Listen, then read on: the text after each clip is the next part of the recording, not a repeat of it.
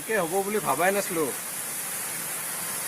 ৰমেনে এইটো কাৰণত স্কুলত কিমান মাইৰ খালাক, তথাপি ৰমেনে কিন্তু কথাটো এৰি দিয়া নাই। আৰু অৱশ্যে এটা মাইৰ খালাক বুলি ক'লি নহ'ব। মাইৰ ক'ত মাইৰ খালাক, কত গালি খালা নাই, গালিও খোৱা নাই। কাৰণ স্কুলৰ মাষ্টৰটো, অংকৰ মাষ্টৰটো মস্ত বঢ়িয়া মাষ্টৰ আছিল, ইমান ধুনীয়া মাষ্টৰ আছিল। আৰু তেওঁ মানে কি, তেওঁৰ এনেহেন হৈছিল, যিকোনো চলিকে যিকোনো ছাত্ৰকে ইমান বঢ়িয়াকৈ তেওঁ মানে বুজাব পাৰে। সেইকাৰণে তেওঁৰ কথা চবেই মনত ৰাখে। আজি ৰমেনৰ কথা বাদ দিলোঁ, আৰু ৰমেনৰ কথা গুলি মাৰা বুলি ক'লোঁ। আৰু আজি আমি এই ছাত্ৰটোৰ কথাই কওঁ। ছাত্ৰটোৰ এটা সৰু ঘটনা কওঁ। এই এটা তাৰমানে হৰণ অংকৰ এনা মস্ত কায়দা শিকাইছিল। অৱশ্যে সেই কায়দাটো আমি সংখ্যা এটাক দছেদি হৰণ কৰিব লাগিলে সেইটো এটা নতুন বুদ্ধিকে শিকিব পাৰি।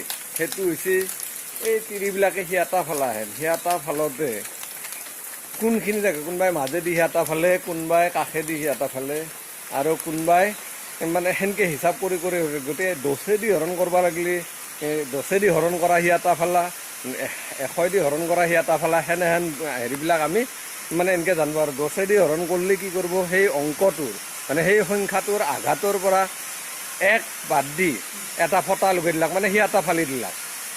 মানে আঘাতৰ পৰা এটা অংক বাদ দি সিয়াটা ফালি দিলাক। তাতে সিয়াটা ফালে মানে এটা ফটা এটা বহি দিলাক, তাকে দশমিক বুলি ক'লোঁ আমি অংকৰ ভাষাত। ঠিক সেনেকৈ আৰু হ'ব, এইটো যদি মানে এশদি হৰণ কৰিব লাগিল, তেনেহ'লে আঘাতৰ পৰা দুটা অংক বাদ দি সিয়াটাটো ফালি দিলোঁ, আৰু তাতে ফটা এটা বহাই দিলোঁ। ফটা মানে দশমিক বুলি ক'লোঁ। 1000দি হ'লে তিনিটা আঘাতৰ পৰা তিনিটা অংক বাদ দি আমি তাতে দশমিক বহাই দিলোঁ, মানে ফটাটো বহাই দিলোঁ। ঠিক এনেকৈ একৰ পিঠিত যেইটা শূন্য থাকে, আঘাতৰ পৰা সিমানটা অংক বাদ দি আমি মানে সিয়াটা ফালি দিলোঁ মানে এইটো সেই ফটাটো দিলোঁ, মানে দশমিকটো তাতে বহাই দিলোঁ। সেইকাৰণে এইটোক বহুতে সিয়াটা ফালা অংক বুলিও কয়, আৰু এনেকৈ হ'ব বুলি ভাবাই নাছিলোঁ বুলি কয়।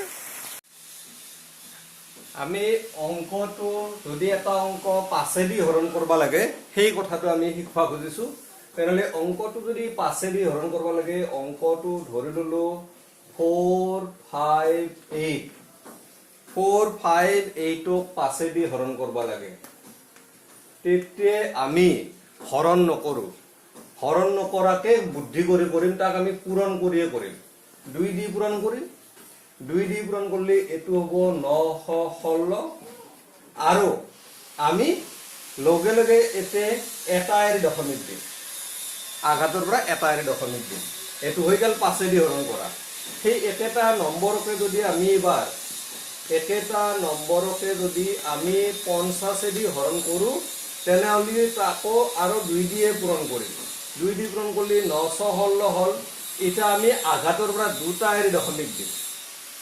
একেটা নম্বৰকে যদি আমি 25দি হৰণ কৰিব লাগে, 25দি যদি হৰণ কৰিব লাগে, তেনেহ'লে আমি কি কৰিম, তাক 4 দি পূৰণ কৰিম। 4 দি পূৰণ কৰিলে সি কিমান হ'ব, 4 8 গুণ 32, 2 হাতে 3, 4 5 গুণ 20, 3 23, 2 ৰৈ 4 4 গুণ 16, 2 18, আৰু এতিয়াও দুটা এৰি দশমিক দিম আঘাতৰ পৰা। হৈ গ'ল। আৰু এনেকৈ হ'ব বুলি ভাবাই নাছিলোঁ বুলি আমি ক'ব পৰা হৈ গ'লোঁ।